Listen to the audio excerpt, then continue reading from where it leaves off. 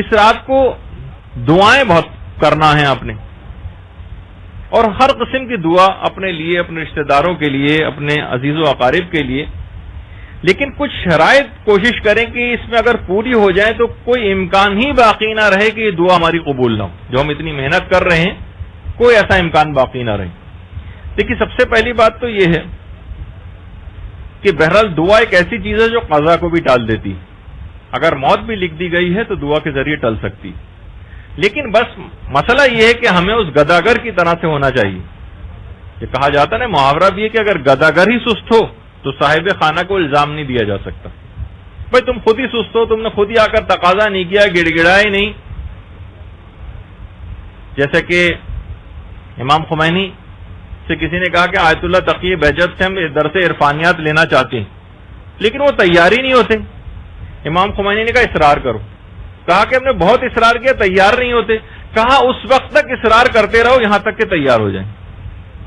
بعض اوقات دیکھیں علم حاصل کرنے کے لیے بہت زیادہ آدمی کو تگ و دو کرنا پڑتی ہے اور یہاں تک کہ وہ قفل کھول ہی جاتا ہے. تو بہرحال تو گداگر اگر سست ہو تو صاحب خانہ کو الزام نہیں دیا جا سکتا. تو کوشش یہ کریں کہ اس رات کو بس بیٹھ جائیں کہ مجھے اپنی دعائیں قبول کروا کے ہی اٹھنا ہے پروردگار، ایسے میں نہیں اٹھوں گی. بس کچھ شرطوں کا خیال کر لیں. پہلی تو شرط یہ ہے کہ مکمل خشوع قلب کے ساتھ دعا مانگیں، رٹے رٹائے طریقے سے نہ ہو. جیسے ہوتا ہے پروردگار یہ کر وہ کر وہ کر، بالکل ایک اوپری دل سے بس جس طریقے سے ایک رٹی ہوئی کوئی چیز پڑی جاتی. اور روایتوں میں بھی ہے کہ خدا غافل ایسی دعا کو قبول نہیں کرتا جو غافل دل سے جاری ہوتی، یعنی خود جو دعا کرنے والا ہے وہ اس کو کوئی خاص اہمیت نہ دے رہا. اس کے بعد دوسری جو شرط، یعنی پہلی شرط کیا ہوئی؟ خشوع قلب، مکمل توجہ اور کنسنٹریشن کے ساتھ دعا مانگنا، رٹے رٹائے طریقے سے نہ ہو. دوسری شرط ہے وفا ہونی چاہیے، وفا. ادعونی استجب لکم، تم مجھ سے دعا کرو میں تمہاری دعاؤں کو قبول کروں گا. تو پروردگار پلٹ کے ہو سکتا ہے آپ سے یہ کہہ دے اوفے بے عہدے اوفے بے عہدکم، پہلے تم تو اپنے کیے گئے وعدے کو مجھ سے پورا کرو، یعنی میری اطاعت میں ذرا سرگرمی دکھاؤ، پھر دیکھو میں تمہاری دعا کیسے قبول نہیں کرتا. تو وہی جو اب اس سے پہلے ہم بیان کر رہے تھے کہ گناہ اگر آپ کے ذمے موجود ہیں اور صحیح طریقے سے توبہ نہیں کی ہے تو پھر قبولیت دعا میں رکاوٹ ہو جائیں گی. تو وفا کے معنی یہ ہیں کہ آپ بھی اپنے عہد و پیمان کو پورا کریں پروردگار سے، اطاعت کا عہد و پیمان، گناہوں سے بچنے کا عہد و پیمان، پھر دیکھیے کہ پروردگار کیسے دعا کو قبول نہیں کرتا. تو دوسری چیز علماء شرط لگاتے ہیں وفا ہونی چاہیے. اچھا اس کے بعد تیسری چیز مکمل یقین کے ساتھ دعا مانگیں، شک و شبے والی نہیں، پتہ نہیں پروردگار قبول کرے یا نہ کرے، نہیں، انشاءاللہ پروردگار اس کو ضرور قبول کر لے گا. ایک مکمل یقین ہونا چاہیے. اس طریقے سے بچے جو دعا مانگتے ہیں ان کے دماغ میں نہیں ہوتا ہے آپ کہتے ہیں یہ کرو گے تو یہ. جیسے صاحب تھے وہ جو حکایت بھی بڑی مشہور ہے کہ انہوں نے ایسی بچے سے کھیل رہے تھے کہ ہاتھ میں کوئی پیسہ کوئی سکہ لیا اور غائب کر دیا، اس کو کہیں چھپا لیا اور کہا کہ دیکھو یہ اندر منتر جو میں پڑھ رہا ہوں اس سے وہ چیز غائب ہو جاتی. بچے نے کہا اچھا. بچے نے بھی اس کو پورے یقین کے ساتھ پڑھنا شروع کر دیا اور چیزیں غائب کرنے لگے.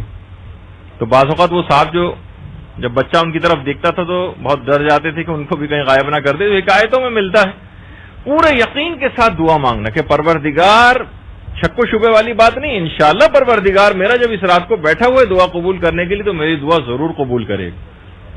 یعنی شک و شبے والی کوئی کیفیت نہ ہو، پورے یقین کے ساتھ کہ میری دعا قبول ہو گئی. اس کے بعد اگلی شرط ہے الہاہ و مبالغہ، یعنی خدا کے آگے گڑ گڑانا، گڑ گڑا کر دعا مانگنا. یہ خود ایک بہت بڑا اس رات کا دعاؤں کے سلسلے میں کمال ہے کہ ایک ہوتا ہے بالکل سپاٹ چہرے کے ساتھ بیٹھے ہوئے، نہیں، بالکل گڑ گڑا کر دعا مانگے، جھک کر ذلت کے ساتھ دعا مانگنا. اپنی آواز کو بھی ایسا کر لینا جس طریقے سے رونے والی جو آواز ہوتی ہے تو پھر پروردگار آپ کی دعاؤں کو قبول کرے گا. اور اس کے بعد علماء ایک چیز اور بھی کہتے ہیں کہ اجتماع میں آپ ہوں خاص طور پر تو اس وقت اخفات ہونا چاہیے دعاؤں میں، یعنی کوئی آپ کی دعائیں سن نہ رہا ہو. یعنی مثلا ایک ساتھ بہت سارے لوگ بیٹھے ہیں تو بہت سے لوگ اتنی بلند آواز سے دعا کرتے ہیں، اجتماعی دعا نہیں کروا رہے ہیں بلکہ انڈیویجول دعائیں مانگ رہے ہیں لیکن بلند آواز سے نہیں، اخفات، خاموشی کے ساتھ دعا. ہاں جب اجتماعی دعا مانگیں گے کسی تک اس کے اندر محفل میں بیٹھ کر تو پھر تو وہ بلند آواز سے ہی پڑھی جائیں گی. اس کے بعد کچھ مقامات، کچھ اوقات ایسے ہیں، کچھ اوقات، ان اوقات کا اگر خیال کر لیا جائے تو دعاؤں کی قبولیت میں بہت ہی معاون ہوتے ہیں. اس وقت انسان بس ادھر ادھر وقت کو ضائع نہ کرے، خاص طور پر جس وقت بہت تیز ہوا چل رہی ہو. تیز ہوا کو چلنے کے وقت اگر دعا مانگی جائے تو ضرور قبول ہو جاتی ہے. اسی طریقے سے اگر بارش کسی جگہ پر ہو رہی، بارشوں کا سیزن بھی ہے، لوگ ویسے مزے لیتے ہیں بارش میں، لیکن بارش جب باران رحمت الہی برسنا شروع ہوتا ہے، ایک تو وہ مرزا غالب کا نظریہ تھا، وہ کہتے تھے کہ ہمیں باران رحمت الہی جو برستا ہے اس پر اعتراض نہیں ہے، وہ تو 5 منٹ برستا ہے، اس کے بعد 3 دن تک ہماری چھت برستی رہتی ہے، ٹپکتی رہتی ہے، اس پہ اعتراض ہوتا ہے. تو بہرحال اگر بارش کسی وقت ہو رہی ہے اور اس وقت آپ دعا مانگیں گے، وہ اوقات دعا میں سے، ان اوقات دعا میں سے کہ جس میں دعائیں قبول ہوتی ہیں. اس کے علاوہ جس وقت آپ تلاوت قرآن کرتی، تلاوت قرآن کرنے کے بعد جو دعا مانگیں گے اس وقت وہ دعا ضرور انشاءاللہ قبول ہوگی. اسی طریقے سے جس وقت اذان دی جاتی، اذان کی آواز کان میں آئے، آپ اپنے لیے دعا کریں، اپنے رشتہ داروں کے لیے دعا کریں. اسی طریقے سے نماز فجر کے وقت، یہ جو وقت ہوتا ہے بالکل طلوع صبح صادق کے بعد جو فجر کا اول وقت ہے، اس وقت علی الخصوص جو ہے جو دعا مانگی جائے وہ ضرور قبول ہوتی ہے.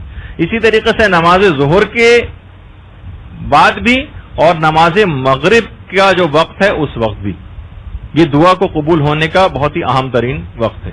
اسی طریقے سے اوقات میں ایک چیز اور بھی ہے، اور وہ ہے افطار کے وقت دعا کرنا. یعنی اس وقت فوراً انسان کھانے کی جلدی نہ کرے کہ بس کھانے پینے کی چیزوں کو اپنے حلق سے اتار لیں، ہاتھ میں لے کر بیٹھے اپنی افطاری، اور اس وقت جو ہے وہ خاص موقع ہے اپنی دعاؤں کو 2 3 4 منٹ اگر لگا دیے جائیں دعاؤں کی افطار کرنے سے پہلے وقت آ جانے کے بعد، تو انشاءاللہ وہ دعا اس کی ضرور قبول ہو جائے گی. اور اسی طریقے سے اگر کوئی شخص سجدے کے اندر کوئی دعا مانگے، خیر یہ تو ایک بڑی سعادت اس شخص کو ملی جو آپ کے سامنے اس وقت تصویر ہے. یہ مسجد نبوی میں ریاض الجنہ جو جگہ ہے وہاں پر حالت سجدہ میں انتقال کر گیا شخص. تو بہرحال بعض اوقات یہ ہوتے ریاض الجنہ یعنی کہ جو جنت کے باغوں میں سے ایک باغ ہے، پیغمبر کی قبر اور منبر کے درمیان کی جو جگہ کہلاتی، چند فٹ کے فاصلے پر ہی جو ہے قبر رسول موجود ہے یہاں سے، وہاں پر یہ شخص حالت سجدہ میں مثلا انتقال کر گیا. تو سجدے کی حالت میں جو بھی دعا مانگی جائے وہ ضرور قبول ہوتی ہے. اسی طریقے سے کہا جاتا ہے کہ دعاؤں کے سلسلے میں ان سب کے پیچھے روایت ہے کہ تضرع، احساس ذلت اور شکستگی کا جو احساس ہے اس کے ساتھ دعا مانگنا، یعنی باقاعدہ رقت پیدا ہو جائے. جس وقت رقت پیدا ہو جائے، ذلت کا احساس، شکستگی کا احساس، خدا کے آگے اپنے آپ کو کچھ نہ سمجھنا، اس وقت جب یہ احساس اس طرح کا کبھی پیدا ہو جائے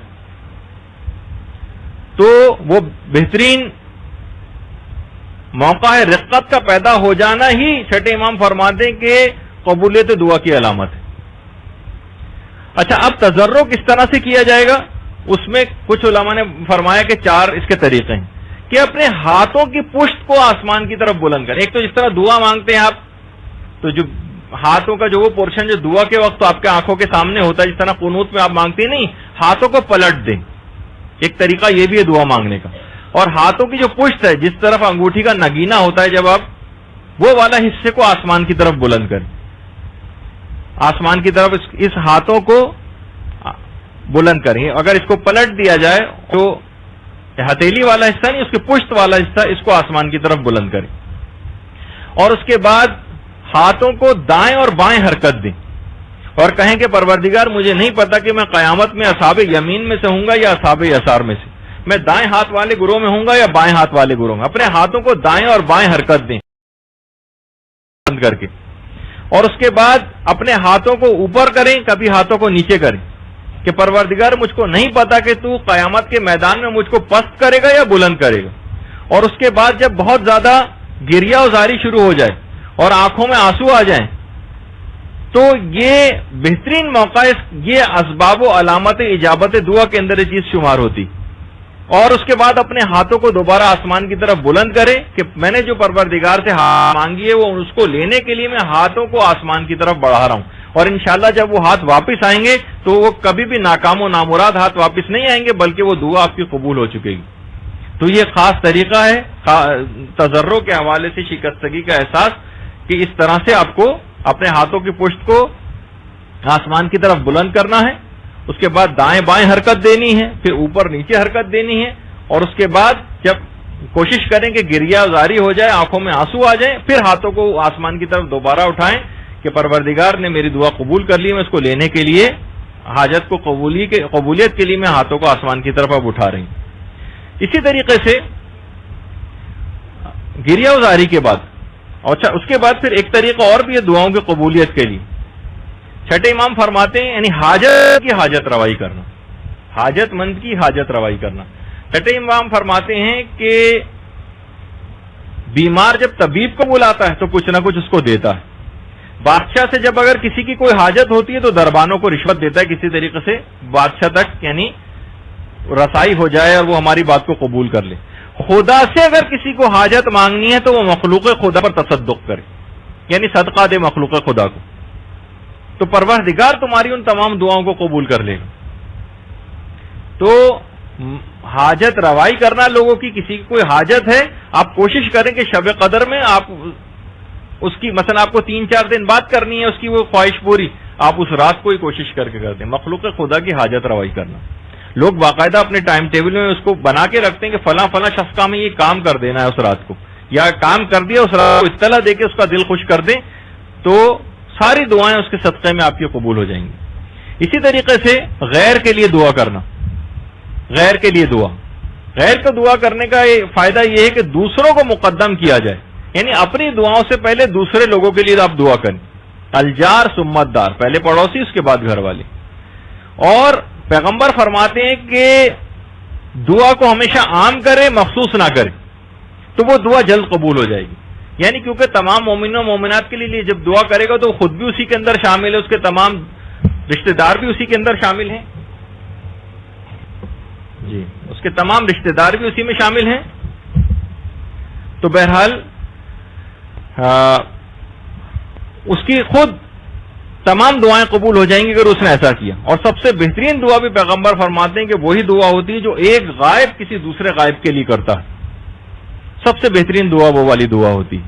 اور باقاعدہ ایک فرشتہ آسمانوں میں پروردگار پیدا کرتا ہے کہ جو بھی دعا کرتا ہے دوسروں کے لیے وہ فرشتہ آمین کہتا جاتا ہے، اور وہ یہ دعا کرتا ہے کہ یہ دعا تو نے کسی اور برادر مومن کے لیے کی ہے، تجھے پروردگار اس کا دگنا، اور پروردگار اس کی اس دعا کو فرشتے کی قبول کر لیتا ہے۔ یعنی جو دعائیں آپ دوسروں کے لیے مانگیں گی وہ دگنی طور پر خود آپ کے لیے قبول ہو جائیں گی۔ کتنا بڑا فائدہ ہے اس کا۔ اور سب سے بہتر یہ کہ جو چھٹے امام نے فرمایا کہ پہلے 40 مومنین کے لیے دعا کرے پھر اپنے لیے دعا کرے، تو کوئی امکان ہی نہیں رہے گا کہ اس کی دعا قبول نہ ہو۔ آپ باقاعدہ لسٹ بنائیں، کم سے کم 40 مومن و مومنات کے لیے پہلے آپ دعا کر لیں گے۔ اس کے بعد اگلی شرط یہ ہے کہ دعاؤں کو شروع کرنے سے پہلے خدا کی حمد و ستائش کریں، خدا کی حمد و ستائش کریں، اس کی نعمتوں کا شکر ادا کریں۔ ابھی دعا اپنی شروع نہیں کی ہے، پہلے خدا کی حمد و ستائش کی، اس کے بعد نعمتوں پہ شکر کیا۔ نعمتوں پہ شکر کے بعد اپنے گناہوں کا اقرار کریں، ایک ایک گناہ کو سوچیں، پروردگار میں نے یہ گناہ کیا تھا اس کو معاف کر دے، پروردگار میں نے یہ گناہ کیا تھا اس کو معاف کر دے۔ گناہوں کا اقرار کریں اور پھر خدا سے سوال کریں، پھر دیکھیں کہ اس کی دعا کیسے قبول ہوتی۔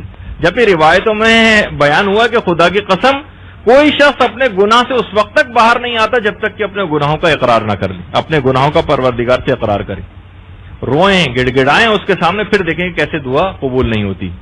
اور اس کے بعد دعاؤں کی قبولیت کے لیے کہ دعا آسمان پہ رکی رہتی ہے اور اس وقت تک قبول نہیں ہوتی، اگر قبول کروانا ہے تو اس کے سابق میں اور لاحق میں، یعنی دعا کے شروع میں اور دعا کے بعد اگر درود محمد و آل محمد علیہ السلام پہ پڑھا جائے، اللہم صلی علی محمد و آل محمد،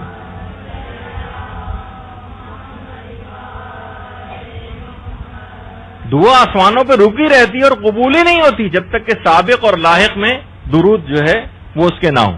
تو دعا کے شروع میں بھی درود پڑھیں، دعا کے آخر میں بھی درود پڑھیں، اور درمیان میں اپنی دعا کو رکھیں۔ یہ ایک طریقہ ہے دعا کو قبول کرانے کا۔ اس کے علاوہ اگلا طریقہ ہے تکمیل شرائط۔ مثلا کوشش کریں کہ اگر آپ دعا سے پہلے اگر باوضو ہوں تو بہت قوی امکان ہے آپ کی دعا کو قبول ہونے کا۔ غسل کیا ہوا ہو، وضو کیا ہوا ہو، جسم طاہر ہو، لباس ہمارا پاک و پاکیزہ ہو، یہ تمام چیزیں۔ اس کے علاوہ برطرفی اور موانعات، یعنی بہت سی ایسی چیزیں ہیں کہ جو کہ قبولیت دعا میں رکاوٹ بنتی ہیں، جن گناہوں کا ہم نے پچھلی دفعہ بھی تذکرہ کیا تھا، مثلا نماز فجر کو قضا کر کے پڑھنا، امر بالمعروف اور نہی عن المنکر نہ کرنا، ابھی جیسے کہ آپ نے سنا. کوشش کریں کہ سچے دل سے دعا کریں تاکہ جو قبولیت دعا میں رکاوٹ چیزیں یہ ساری دور ہو جائیں. اور اس رات کو علی الخصوص صدقہ دینے کے بعد اگر جو بھی آپ دعا کریں گے وہ دعا ضرور قبول ہو جائے گی. باقاعدہ بچوں کو عادت ڈالنی چاہیے. ایران میں جگہ جگہ اس طرح سے صدقہ باکس بنے ہوئے ہیں اور لوگ بچوں کو تشویق و ترغیب کے لیے ان کے ہاتھوں سے، خیر ہمارے ہاں بھی ہوتا ہے کہ صندوقچوں میں مائیں بچوں کے ہاتھوں سے ڈلواتی ہیں، لیکن اس کو ہمیشہ جاری و ساری رہنا چاہیے. جو انتہائی اہم ترین عمل ہے جو پچھلی دفعہ بھی اس بات کے لیے ذکر ہو گیا تھا، شیخ عباس قمی نے شیخ صدوق کے حوالے سے جو رئیس المحدثین کہلاتے ہیں، شیخ صدوق کو رئیس المحدثین کہا جاتا ہے، کہ آج کی رات کا سب سے بڑا عمل جو ہے وہ مسائل فقہ میں غور و فکر کرنا. کوشش کریں یا تو آپ کوئی درس سنیں، کوئی کیسٹ لے کر سنیں. اور اتنا اہم ترین چیز ہے یہ کہ دیکھیے خاص طور پر مسائل دینیا کا سیکھنا، درس و تدریس میں جانا، علماء تک ایسی تمام محافل اور مجالس کے اندر جو ہے وہ شریک ہوتے ہیں.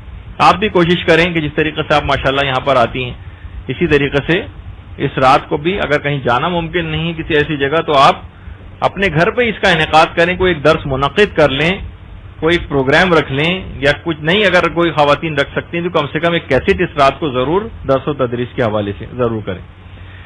مقدس اردبیلی، مقدس اردبیلی یہ وہ شخصیت تھی کہ جن کی اپنی مرضی سے امام زمانہ علیہ الصلوۃ والسلام سے ملاقاتیں ہوا کرتی تھیں. اللہم صلی علی محمد وعلی آل محمد.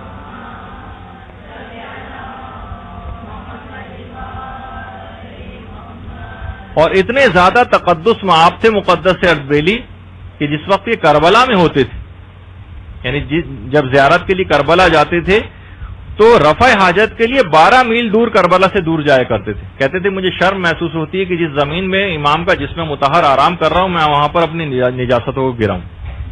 مقدس اردبیلی. اور نجف میں پہلے بھی یہ طریقہ کار تھا کہ ہفتے میں 5 دن پڑھائی ہوتی تھی.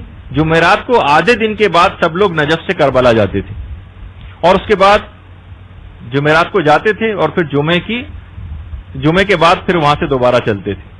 اچھا جب ظاہر ہے کہ نجف سے کربلا اب تو تقریباً ٹوئن سٹی جیسے ہو گئے ہیں یہ، لیکن یہ کہ پہلے زمانے میں تو ایک الگ الگ شہر ہوا کرتے تھے دونوں، تو ایک شہر سے دوسرے شہر میں جانے سے نماز قصر ہو جاتی. لوگوں نے دیکھا کہ مقدس اردبیلی بالکل ایک الگ طریقہ کار ہے ان کا، یہ نماز پوری بھی پڑھ رہے ہیں اور قصر بھی پڑھ رہے ہیں. دیکھیے فقہی مسئلہ ہے کہ اگر کسی شخص کا سفر حرام کا سفر ہے تو اس کو نماز قصر کی سہولت نہیں ملتی، یعنی پھر اسے پوری نماز پڑھنا. مثلا اگر کوئی شخص کراچی سے لاہور جائے کسی کو قتل کرنے کے ارادے سے، اس کا یہ سفر معصیت کہلاتا ہے، اس میں قصر کی سہولت اسے نہیں ملے گی. ناشزہ عورت جس کا میں نے پچھلی دفعہ کہا تھا کہ وہ اپنے شوہر کے حقوق پورے نہیں کر رہی اور اس سے چھوٹی چھوٹی باتوں پہ لڑ جھگڑ کے دوسرے شہر اپنی ماں کے گھر واپس چلی گئی ہے، تو یہ جو سفر ہے اس کا، یہ ناشزہ عورت کا سفر، یہ سفر معصیت گناہ کا سفر کہلائے گا. اس کو سفر میں نماز پوری پڑھنا ہے کیونکہ یہ سہولت اس کو نہیں ملے گی قصر کرنے کی، یعنی 4 رکعتی نماز کو جو 2 رکعت کرنے کی سہولت ہے اس کو نہیں ملے گی. مقدس اردبیلی کا طریقہ کار لوگوں نے دیکھا کہ دیکھیے زیارت عتبات عالیہ یعنی مقدس مقامات کی زیارت کے لیے جانا کتنے عظیم و شان ثواب کے کاموں میں سے ایک ہے. تو مقدس اردبیلی سے جب لوگوں نے پوچھا کہ آپ نماز قصر بھی پڑھتے ہیں اور پوری بھی پڑھتے ہیں، اس کی کیا وجہ ہے، تو انہوں نے کہا کہ دیکھیے کہ میرا یہ طالب علمی کا زمانہ ہے، میں نے ابھی واجبات کا مکمل علم حاصل نہیں کیا ہے، واجبات کا مکمل علم حاصل نہیں کیا ہے. ایک طرف تو میرے دماغ میں خیال آتا ہے کہ زیارت عتبات عالیہ امام حسین کے روضے کی زیارت کا ثواب عظیم ترین ثوابوں میں سے ایک ہے، تو میں نماز اپنی قصر پڑھتا ہوں. دوسری طرف میرے دل میں خیال آتا ہے کہ یہ تو ایک مستحب سفر ہے نا، مجھ پہ تو واجب ابھی بہت سارے علم حاصل کرنا واجب ہے، اپنے مسائل کا علم حاصل کرنا، بہت سی چیزیں جو بھی میں نے حاصل نہیں کی، تو کہیں میرا مستحبات کے لیے سفر کہیں حرام سفر نہ بن جائے. اس شک و شبے کی وجہ سے میں نماز کو پوری بھی پڑھتا ہوں، کیونکہ اگر شک ہو جائے کہ حرام سفر ہے یا نہیں، تو اپنی شرعی ذمہ داری اس طرح سے تعین کرتے تھے کہ نماز پوری بھی پڑھتے تھے اور قصر بھی پڑھتے تھے کہ میرا وہاں پر زیارت کے لیے جانا بھی کہیں حرام نہ ہو جائے، کیونکہ وہ بہرحال اپنی تمام تر فضیلتوں کے باوجود مستحب سفر ہے اور ابھی مجھ پر بہت سارے ایسے واجبات کا علم حاصل کرنا باقی رہ گیا ہے کہ جس پہ میری عاقبت کا دار و مدار ہے. تو آپ یہ اندازہ لگائیں کہ اس رات کو جب بھی کہا جائے، بہت سی خواتین پوچھتی ہیں کہ کیا مثلا دنیاوی جو ہم علم حاصل کر رہے ہیں، کیا یہ علم کے اندر نہیں آتا؟ ہم بیٹھ کے اپنے کورس کی کتابیں اگر پڑھتے رہیں، میتھس کے مسئلے سالو کرتے رہیں اور فزکس پڑھتے رہیں اور کیمسٹری پڑھتے رہیں، تو اس پہ انشاءاللہ ہماری جو اگلی گفتگو ہوگی اس میں ہم یہ باتیں بیان کریں گے آیت اللہ محمدی ری شاہری کے حوالے سے کہ انہوں نے جو سلسلے میں باتیں بیان کی ہیں کہ کون سا علم اس رات کو حاصل کیا جائے. لیکن کم سے کم مسائل فقہ کا علم جو آپ لوگوں کے واجبات میں سے ہے کہ ابھی بہت سے مسئلے سیکھنے باقی ہیں، اس رات کو اس علم کے حاصل کرنے میں لگے.